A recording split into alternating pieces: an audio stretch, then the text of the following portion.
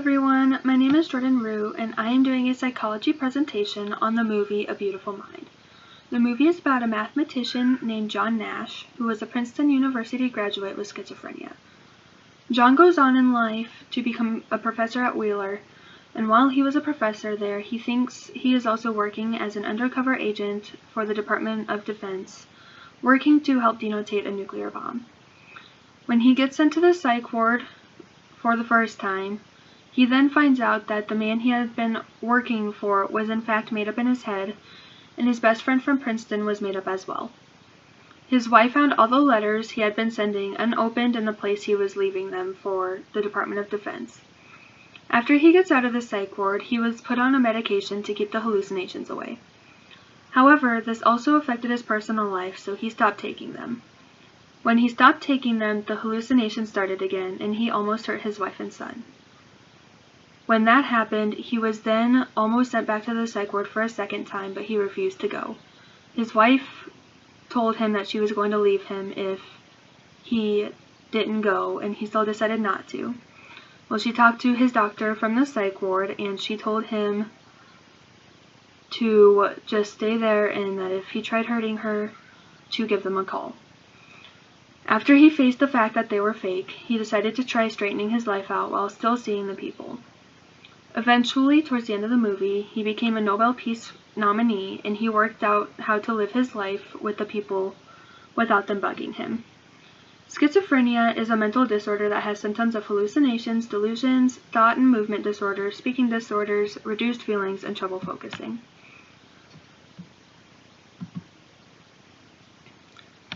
This movie shows schizophrenia, and the main character, John Nash, did meet the criteria for being abnormal with his schizophrenia. The main symptom shown in this movie was his hallucinations, which he thought was real, but it turned out to be made up in his head. He also thought he was breaking codes for the United States Department of Defense to save the world from a nuclear bomb. With the normal symptoms of this disorder, one symptom is hallucination. However, the hallucination that is normally viewed with this type of disorder is audible hallucination and not visible.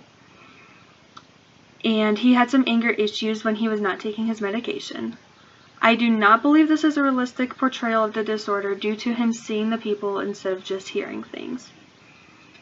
His attention was not the greatest, he was easily distracted, and he sometimes got confused.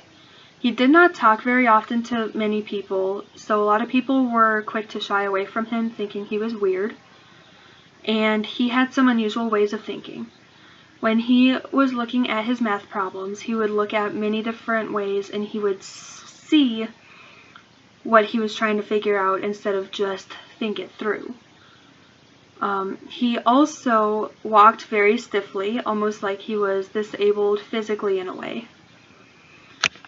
The types of treatment that he received were not the greatest. In the beginning, he was treated like he was a freak for being a mathematic genius.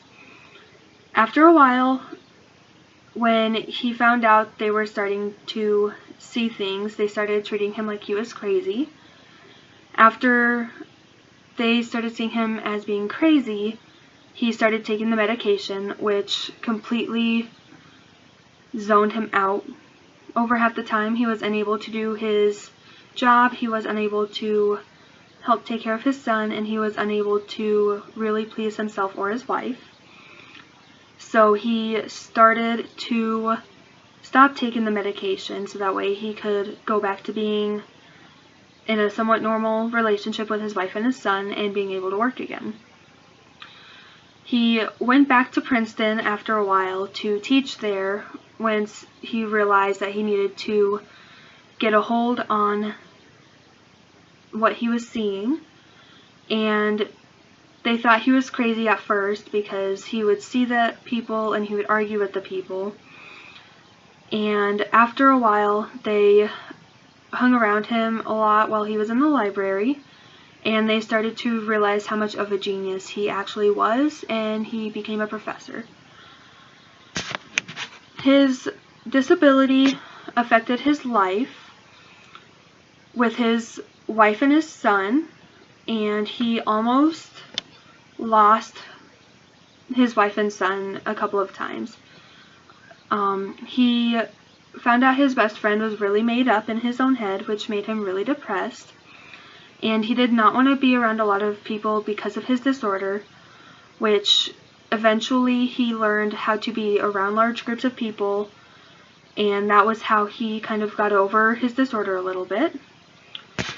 After viewing this movie, I think it would be very hard to live with this mental illness. I would not be able to handle well being called a freak or that I was crazy. If I had to take the medications he was on, I would never have the energy to do anything, and that would drive me crazy alone. I tend to be very active with my personal life. I would be very depressed all the time. However, if I wasn't on the medication and I was in the same shoes John Nash was, I definitely would not like at all being told that my best friend was really made up in my head and that I wasn't actually about to save the world. I don't think that I could handle seeing people who were fake for the rest of my life while no one else saw them and continued to ask me if they were there. I thought this movie was a very sad movie, even though I now understand a lot more about the disorder of schizophrenia. I never thought that a person with schizophrenia would have that many problems. I do feel like they over-exaggerated his schizophrenia a little more in the movie due to the hallucinations being more visible in the movie and they're more audible in real life. This movie is based off a real person, John Nash. He is actually known for helping with the stocks and all that stuff with the mathematic facts. But in his actual life, the illness, he had more auditory hallucinations and he wasn't actually seeing anybody. Schizophrenia in teenagers is different from adults, as their schizophrenia has more of a withdrawal from friends and family, more trouble sleeping, they're more depressed all the time, and they have a lack of motivation. In adults, schizophrenia has more of a delusionist effect, and teenagers are more likely to have visual hallucinations than adults. Scientists cannot yet be exact about how some people's cases start due to the different factors. These factors include hereditary, environmental, and different stressors to cause the schizophrenia. And some of the symptoms, again, include delusions, hallucinations, thought and movement disorders, reduced feelings and speaking, and trouble with focusing. I think this movie was overall a really good movie. I definitely recommend all of you watch it. I learned so much about the schizophrenic, and it is really interesting to see what people have to go through when they are related to those who are schizophrenic. Thank you and have a nice day.